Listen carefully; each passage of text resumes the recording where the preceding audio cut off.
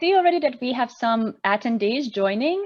Cool. Welcome everyone for today's webinar on Hackathons at the Forefront of Global Innovation. Welcome all. You have the possibility to use the chat function of the webinar, and we would really like to hear from you who you are, what organization or university are you calling from, and which state or city are you calling from. So please share some of your insights in the chat. Meanwhile, we are waiting for other people to join. So today here, my name is Monika, and we have here Gregoire, who Hello. kindly agreed that I can call him for today Greg, to not to misspell his name. So please share your thoughts, share your name, organization, which city are you calling from in the chat, so that we can see in this virtual space who is actually attending this conference, this webinar today with us. Hi Nelly from ISP. Happy to have you here. Please don't be shy. And share some insight with us.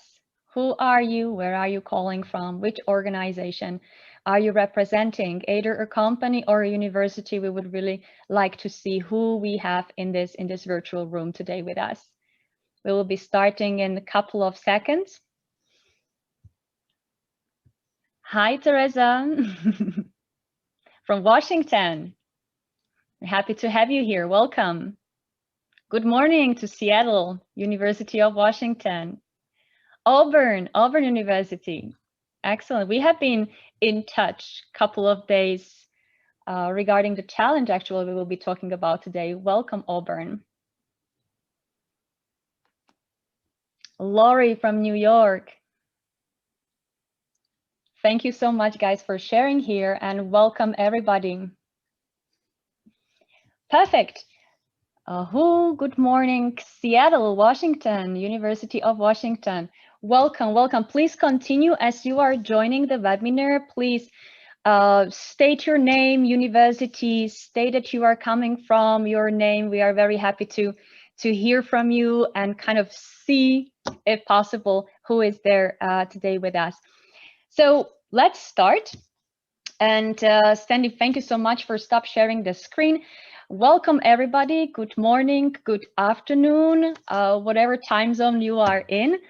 We welcome you to our webinar that we are hosting today together with Agorize, Hackathons at the Forefront of Global Innovation.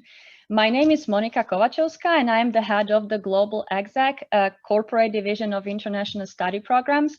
You probably know because some of you either have organized your international residency with us, or we also have some past students who once traveled on international residency with us anytime, sometimes in the past. Together with me, and it is my great pleasure and honor to introduce Gregoire Berthier, who is a community manager and a business developer at Agorize, the leading online platform for open innovation challenges. Welcome, Greg, and I pass the word to you to say a couple of words.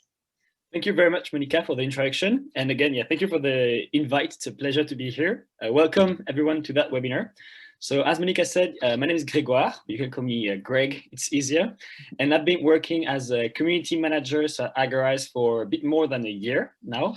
And so Agorize is a French company. Our headquarters are based in France, but I'm working from the Canadian office, so in Montreal. So I'll elaborate a bit, so I explain a bit more what Agorize does afterwards in the webinar. But what we do, so we're an open innovation platform, and our objective is to connect global companies with innovators, so students, startups, and developers all around the world through innovation competitions. So that's Thank you so much. Thank you so much, Greg. Absolutely pleasure having you here. And as well, I would like to welcome Sandy. Sandy Istrate, program manager at ISP, who kindly agreed today to help us managing the Zoom platform, the Q&A session, as well as the polls and the chat. So thank you so much, Sandy, for being here with us today. And definitely last but not the least, I welcome the whole community that decided today to spend some time with us. So welcome everybody, and on behalf of ISP and the Global Exec, we welcome you. So a couple of housekeeping rules just to start with. We already mentioned and you already tried some of the functions that we would like you to use today, and one of them is the chat section. So please continue posting in this section, as well as we have the Q&A function on the bottom of your screen. This part will be dedicated for you to ask questions that we will try to answer as much as possible of them at the end or towards the end of the webinar. And as well as you have noticed, this webinar is being recorded, and the recording will be shared with you after the session so that you can, revisit, re-listen to anything that you might be interested in one more time again. So without any further ado, let's jump straight into it. Today, we are here to talk about open innovation. And before we go any further and before we start chatting a little bit deeper about open innovation, we would like to ask you, our dear audience, to kind of understand where we are standing in understanding the open innovation. And we prepared a first poll for you. Sandy, if I can ask you please to share the first poll, and we would like you to answer the question. And the question is quite simple. The question is, how familiar are you with the concept of open innovation? Sandy, can you please launch the poll? Thank you so much. So again, how familiar are you with the concept of open innovation? I haven't heard about it before. I have heard about it, but haven't used it. I've recently heard about it and I have started to implement, and I've been using open innovation for a while now. So we have few seconds to go, and please, let's rate. We have 16, 17, 18, 19 people voting. Let's give it a couple more minutes. Interesting. Just give it one more second. We still have 6 people who did not submit their vote. Let's see. Excellent. Thank you so much for voting. Sandy, can you share the results with us? Okay. Awesome. So we have 70% who haven't heard about it before, 35% who have heard about it but haven't used it, 35% that have recently heard about it and have started implementing it, and 13% have been using open innovation for a while. Excellent. Thank you so much for voting. And now, Greg, this is over to you, and I would like you to share your thoughts with your own words. What is it, the open innovation, and why this term attracts so many companies such as NASA, Facebook, or Google, or universities such as MIT and Harvard? Thank you very much. And yeah, the results of the poll were very interesting. I think it's very interesting to see that many people heard about it recently, or even starting using the concept of open innovation very recently. Maybe due to the crisis or what's happening right now, it's kind of pushing us to explore new ways to innovate. So I think that's very interesting. So I'd say a good way to explain open innovation is to compare it to what we call closed innovation, or the traditional innovation. So closed innovation is just traditionally in a company or an organization. When you have an issue you want to tackle, you use your own resources. So it could be your financial resources or your own employees. Let's say that we develop a project to tackle your problem. That's closed innovation, and it can work pretty well, but you restrict yourself, you limit yourself to a certain number of brains, right? The ones that you have inside your company or your organization. Then there is kind of an evolution of that concept, which is called semi-open innovation. And it's basically the idea when you reach out to a consulting firm. So it's external to your company or organization, but they will help you develop solutions to tackle your internal problems. So it's kind of like the first step in the direction of open innovation, so semi-open innovation. And then the second logical step then is to arrive at the fully open innovation. And this is the area where Agorize is currently. So open innovation is the idea that when you have an internal issue or problematic, instead of limiting yourself to a limited number of brains, you're going to open your issue to the world, to post it publicly, and then hope that people all around the world will work collaboratively and develop a solution to tackle your problem. And this is the true power of open innovation, is that there is no limit to it. As long as you have an internet connection, then you can definitely start working with people anywhere they are in the world and develop a solution together. So that's absolutely. Yeah, so that's open innovation in a word. Now to answer the second part of the question, why it's so relevant for both companies and institutions, I'd say the main one could be the diversity, like the diversity of solutions you get, of people working on your own problems. So if you open your problem to the world, you can be sure that you will have some very innovative solutions that you would have never thought of in the past.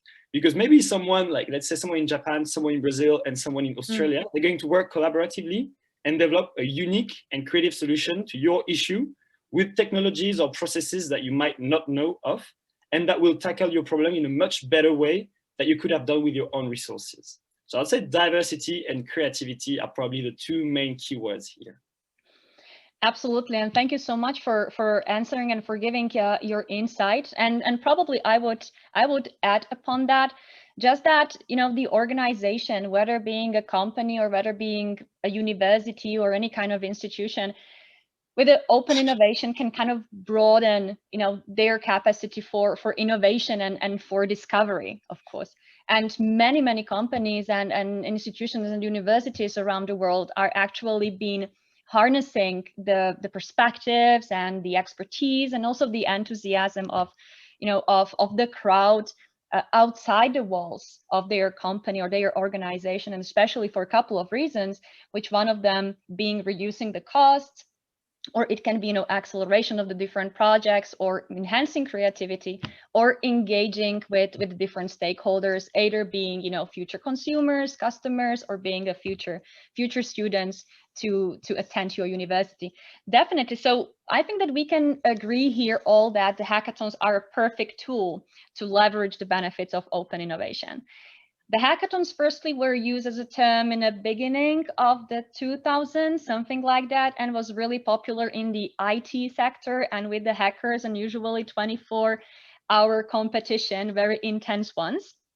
But nowadays, not only in companies, but also at the universities, you know, the hackathons are used to tackle wide range of areas. One of them being innovation, either development new products or services, HR connected to either, you know, employing or finding new talents, or the potential students, and of course for communication, for marketing, and to giving, you know, your name out there. So before we go deeper into the hackathons and what it means for the universities and for the participants, we have prepared a second poll for you. And this one is more concrete and is tackling really the hackathon. So Sandy, please, if you can launch the second poll for us. And again, dear audience, we would like you to answer the question, how you or your organization, or have you, your organization, ever used hackathons to engage your students or your employees in innovation process? Very simple, yes, no, not yet. Wow. This is very interesting. We have 8 more people to vote. So let's give it a couple more seconds. I'm very curious to see the results of that one. Yeah, I can see already that it is very interesting. Perfect. Thank you so much for voting. Sandy, if you can share the scores. So we have 54%, yes, we have. 17%, no, we haven't. 28, not yet. Excellent. Thank you so much for sharing your thoughts with us. This is an interesting insight, right? And Greg, over here to you. Among the audience that we are having today attending this webinar, majority of them are coming from the academia, from the university sector. How can this kind of sector, how can universities benefit from either running or participating in a hackathon? What is your insight? So thank you for the question. That's a great one. I'd say first, for participating in a hackathons without like organizing your own one is a great solution for different reasons. So the first one is you can integrate those competitions in curriculum, in your academic curriculum, as a professor, as a teacher, I mean. And that's great because that's an innovative teaching method that's kind of new. And also, in a way, it's very motivating for students because in classes at university, we always work on case studies. Most of the time, past case studies that are still very relevant, but that are in the past. So you can kind of replace those past case studies with current innovation competitions. And that means the problematics and the subjects the students are going to work on are current issues that companies or organizations are trying to solve. And that's very motivating as a student because you feel that the solution you're going to develop will actually have like potentially a concrete impact in real life. So that's the first one for participating in hackathons. Of course, you provide also professional opportunities to your students because in the scope of these hackathons, they can like network, have mentorship from experts from the competition. So that's a great way for them to get like kind of that professional feeling and professional experience. And for organizing your own hackathon, of course, you also have many different positive aspects to that. So first, it can be a great way to engage your students. So let's say you have your platform, you want to organize a competition on a specific topic, you will see what your group, what your students can actually achieve all together. And it's a great way to create ties and links between students from different academic departments. So you break the silos. When I say students, you can also organize competitions with the academic staff, of course, like professors, deans, everyone is welcome to participate. And that's a great way for everyone to work collaboratively. I would say the second point, and I'll finish on that, when you have you organize your own hackathon or your own competition, it's a great way to connect your students with potentially external partner companies that want to work with you. So for example, maybe they have like issues or problems they want to work on, and they reach out to you as a university. You have so many like brains and creative brains, like the students that can develop projects, and that will be more than happy to work on those projects, kind of that as consultants, but through an innovation competition. And that's again, a very professionalizing experience and a very engaging experience. Absolutely, Greg, and I cannot agree more. And we will build on the benefits for the universities and for participants further on. But we have a very concrete case that we are currently working on together, and it is a super exciting challenge. And I would like, and it is a Marco Polo Horizon Legacy Challenge that we are participating on the challenge and helping you to gather the participants. And this is a super exciting project that we love to be part of. And I would like to ask Sandy to share her screen and walk our attendees through the website so that you can just see how that look like. And Greg, if I can ask you just in a couple of words, very briefly, what is this about? Who is it for? Who can participate? What you can win? And so forth, because it is super exciting now. Yes, for sure. Okay, so welcome first to the Agorize platform. So this is the way all our competitions are displayed on the platform. So this competition is actually very unique. It's the first of its kind we organized here in Canada. So it's organized with the Horizon Legacy Group, which is one of the most influential groups in the sector of construction here in Canada. So they have experience, they've been in the area for 7 decades, and they have experience in building, financing, and operating complex infrastructure projects. Right, so that's a bit about Horizon Legacy. Now, what they want to achieve through that project is to revolutionize the construction industry, and they want the teams, so it's open to everyone all around the world, startups, students, anyone literally. And the idea is to conceive a building, so it's a 12-story building, for less than $100 per square feet or $1,000 per square meter, and that's the main metric. So in the construction industry, this is something they've been trying to achieve for a very long time, and it's very difficult to achieve. So to achieve that very low price, they want all participating teams to leverage high-end technologies, such as 3D printing in construction, prefabrication technologies, and so on. So again, it's up to the creativity of teams to come up with innovative solutions, but that's the main objective. So yes, the first deadline ends on January 11, and there are so many resources to help you. We know that the solution it can seem quite technical, but Horizon Legacy, so you have mentors, you have resources from the group, they will help you in each and every step of the way. So the first deadline is on January 11th. Then all the teams selected, so 20 teams will be selected. They will be able to go to elaborate on their projects much further. Until the second stage ends, I think, on July 2021. And then 5 semi-finalist teams are going to be selected to stage 3. Then there are already $140,000 of investments to be grasped and $50 of cash prizes. And those 5 finalist teams, what's amazing in that opportunity, they will get the chance to build their building in a small scale. So here in Canada. So then the judges are going to check the actual building, so the POCs, and choose the winning team. The winning team, so the best building, will earn so $200,000 of cash prize, an investment of $10 million from Horizon Legacy to actually build the building here in Canada, in Ontario, and there will be support from Horizon Legacy in the coming years as well. Greg, this is super exciting, and we are very happy to participating in this challenge and be on this journey with you. And we have to say this is very particular one, very specific and very long. Usually they do not take this long, but this is something that we wanted to share with you today because it is something hot, something that we are currently working on, and we are still in need to recruit participants. There was a question whether this is open to anybody in the world, any country. Definitely it is. Please feel free.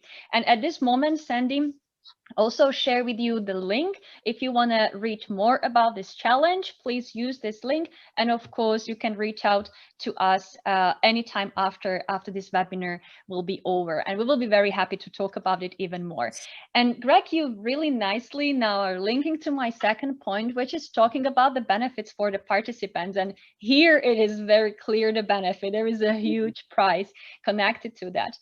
And recently, I attended a webinar which was featuring Mr. Steve Rader, a Deputy Director for a Center of Excellence for Collaborative Innovation at NASA.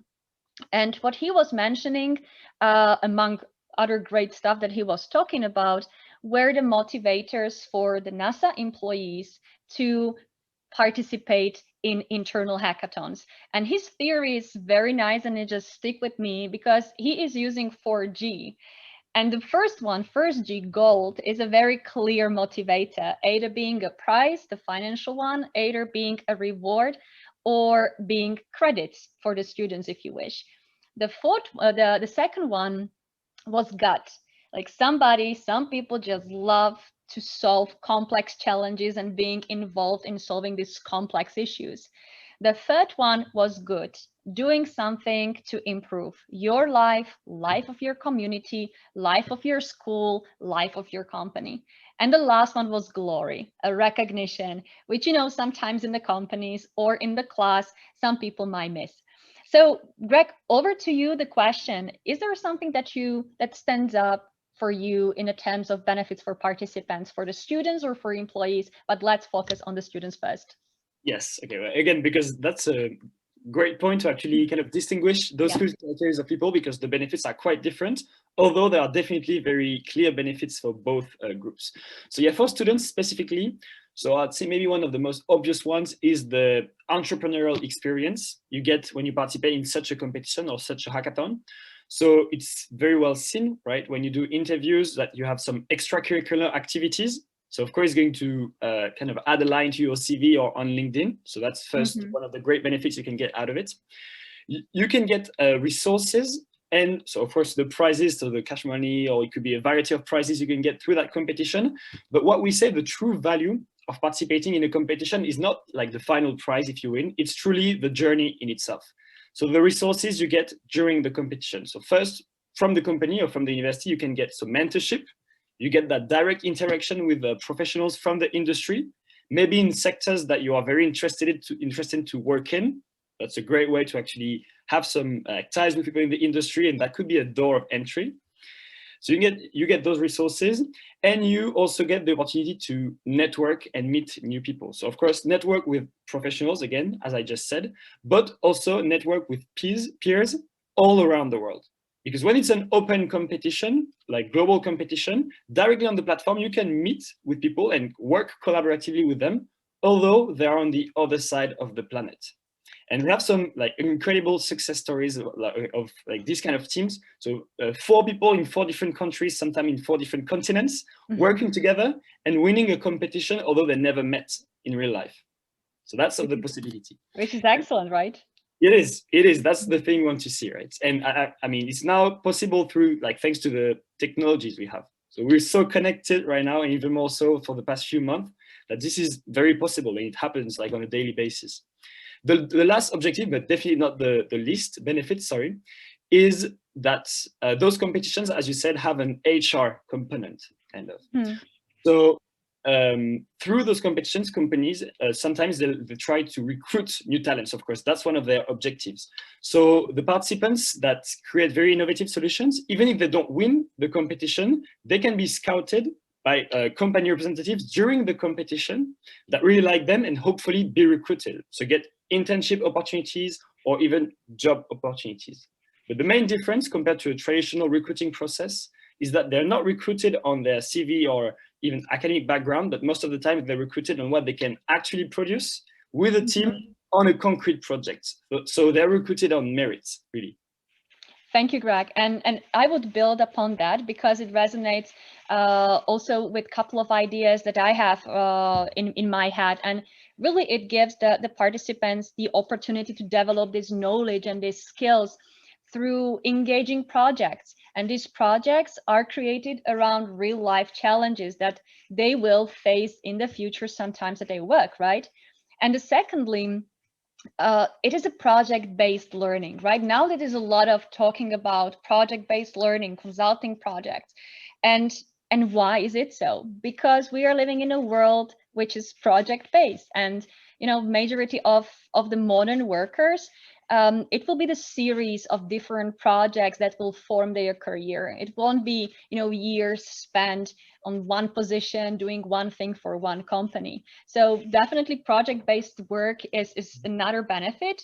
And thirdly, you already tackled on that. And these are the skills that, you know, you need or you build through participating in such an event, such a hackathon is. Starting with critical thinking, communication, collaboration, creativity, you know, among others. So yeah, absolutely. Want to add something on that?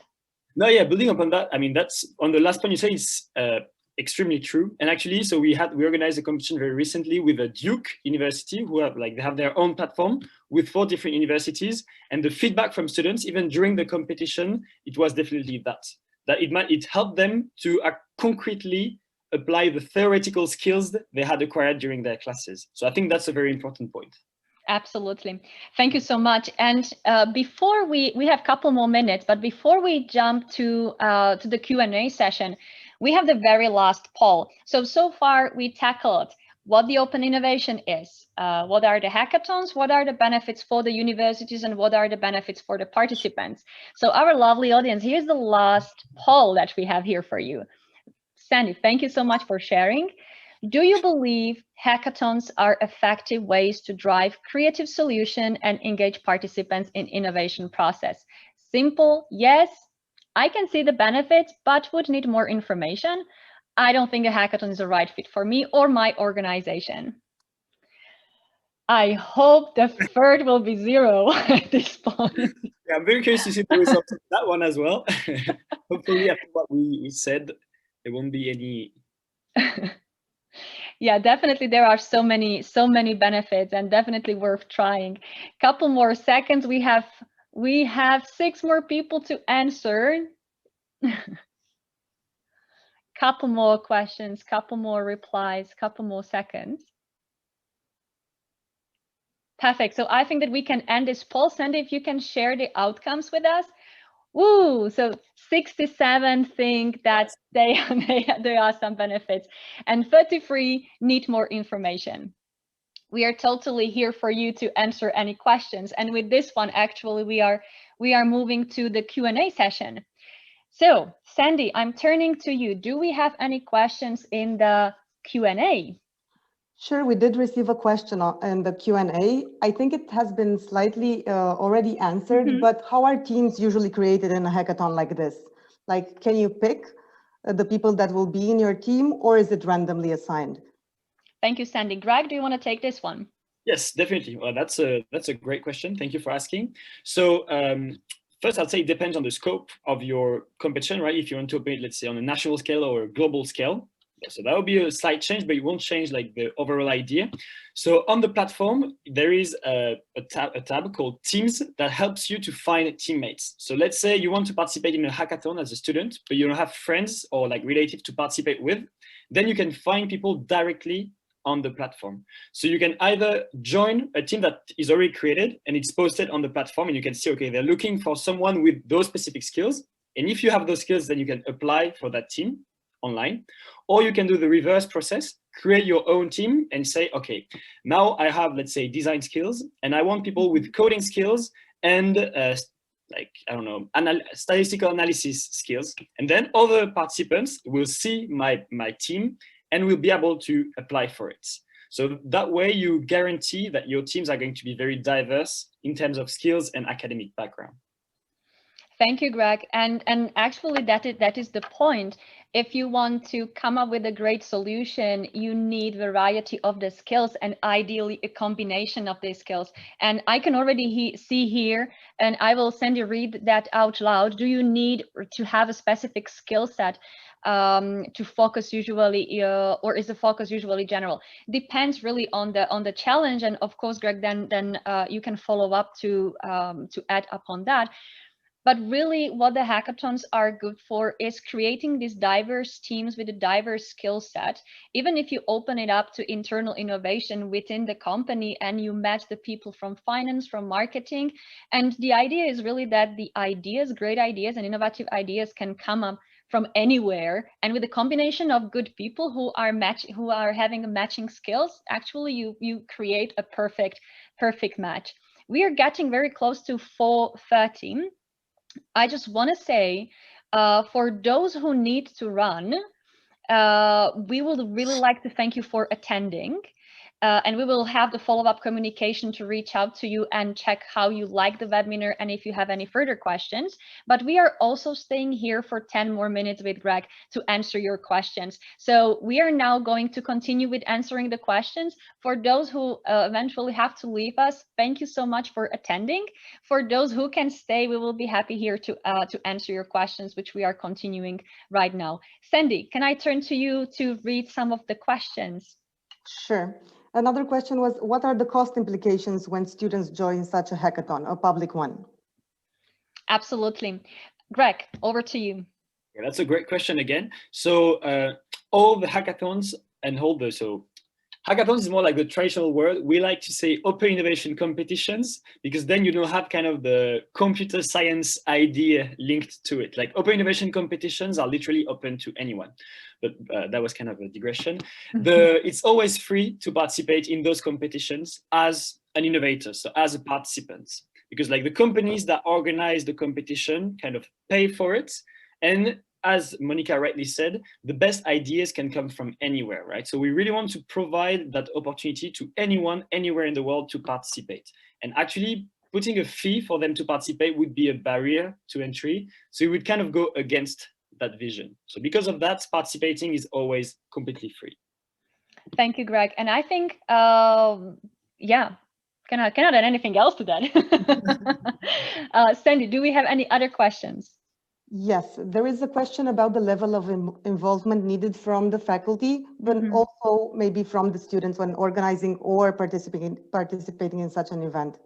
This is a very interesting and concrete question, and we discussed with Gregoire, this is something that we would like to tackle during this webinar, because it is a lot. What is it there for me, or how much do I need to be involved? We said that this concrete challenge that we are working on is really long, and it takes, a certain skill set. For the other ones, which are more generic, which are tailored to specific needs for that university, the involvement might be much less. But Greg, if you can talk a little bit about the faculty, and we were talking about a little bit how we can implement the hackathon into my school year, into my curriculum. Do I, as a professor, have to do anything else, or it is just, agreeing with us, running and participating in the hackathon and just go along? Okay, so I think there are kind of two parts in the answer. So the first one is, if you simply want to kind of take an open innovation competition that's already here and integrate it in your academic curriculum, it's very straightforward. So you just reach out to, so for example, a company such as Agorize that has those competitions will help you to kind of derive a case study out of the actual competition, but it's very similar. And then you integrate that case study into your academic curriculum.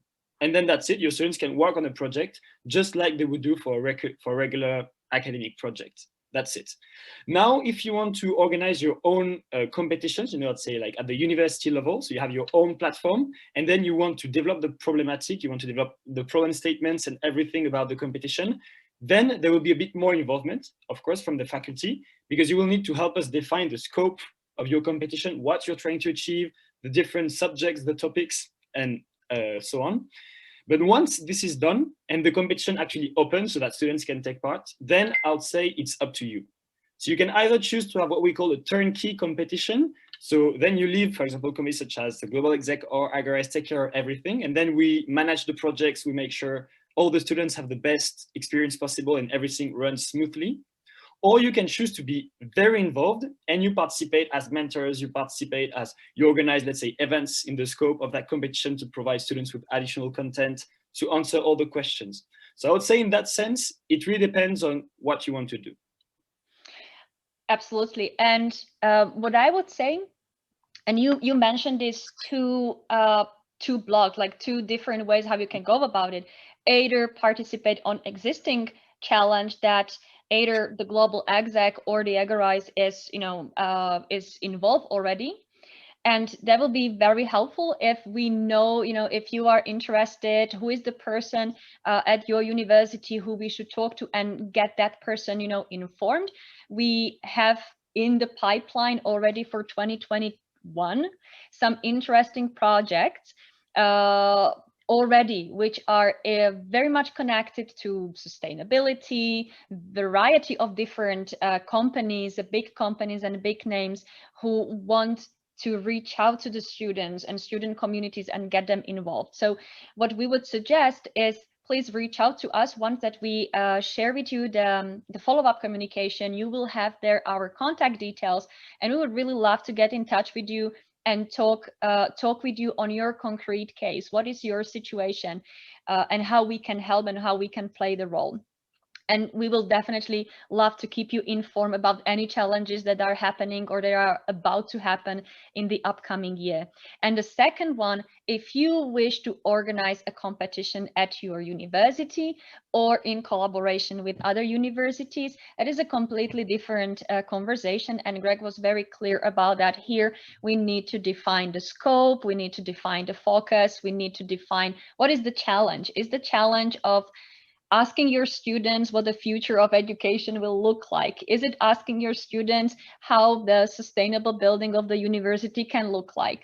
How can the campus life look like in the future, right? So there are different varieties and opportunities that we can talk to and discuss with you, or open it up to the competition among some of the universities, which can be fun and kind of, getting some competitiveness to your students. Greg. It's very funny that you mentioned the future of education, because so Sheridan College, which is here an academic institution in Canada, just launched a competition about the future of education. So that was on point. That's a very hot topic right now. Is the huge question, and who you want to ask that question? Your future students or your current students, because you want to be relevant for your target audience, which in this case is a university or is the university students. So I think we would finish here because we would really like to have enough time to thank everybody who participated, and we are really happy to take this conversation further. As I mentioned several times, there will be follow-up conversation. Please check your inboxes, because really soon we will be sharing the recording with you. And of course, we will be very happy to schedule a call, have a discussion even further, even deeper about the benefits, how you can be part of it, how you can, launch your own challenge or participate in the challenge that is already existing. I would love to thank Greg, to you, for being here today with us, for sharing your expertise, sharing your knowledge. Agorize has been a very relevant and very great partner of Global Exec along its journey. So thank you so much for being here. I hope that you enjoyed that. Thank you, Sandy, so much for assisting and for helping us managing all the tools. And thank you so much, our participants, for taking your time, for being here with us. And I just realized this is the last probably webinar ISP and the Global Exec is having this year. So I would like to take this opportunity to wish you everybody Merry Christmas, Happy New Year, a lot of success, prosperity, and most of all, health for 2021. There are so many exciting projects awaiting for us in the upcoming year. So we hope to have you on board and support us as you did for the past 20 years. So thank you so much again. Thank you very much, Monika. Thank you for everything. And yeah, thank you everyone for attending the webinar today. Thank you so much.